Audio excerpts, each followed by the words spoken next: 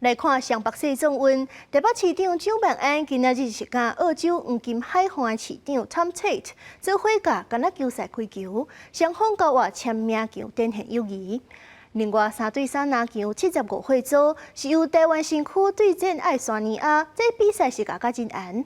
不过落尾咱是以10比13输给爱沙尼亚。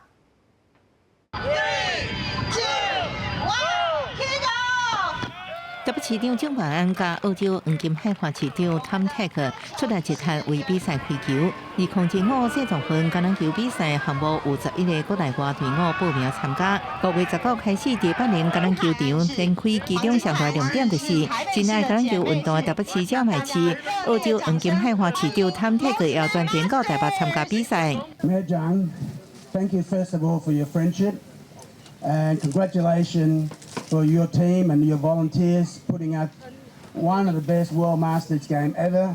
25,000 athletes. We all come here to play hard, but to have fun. Tom Tate 也送球衫予蒋万安，双方交换签名球，搁斗阵翕相，象征彼此友好。世总运橄榄球项目分组30岁、40岁、50岁以上3年会战。比赛目前在循环赛制当中，按算自7的决赛，各分组会出现冠军队伍。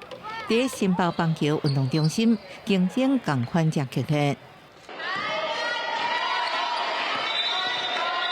3对3篮球75会组台湾新区对爱沙尼亚比赛无输赢，虽然现场边有台湾队的加油声，不过最后依然10比13输给爱沙尼亚。新北市长侯友宜也到场鼓励选手，讲人家厉害。体力还 OK， 还可以再打一场。对，蛮焦灼的。外国队不错，实力有外。他们比我们年轻一点点。75会组成区每一个队员拢是伫球场熟悉。球龄30到40年，虽然不是职业选手，不过一年出国4转拍比赛交流。这摆虽然输比赛，不过选手表示比赛过程是真欢喜。记者综合报道。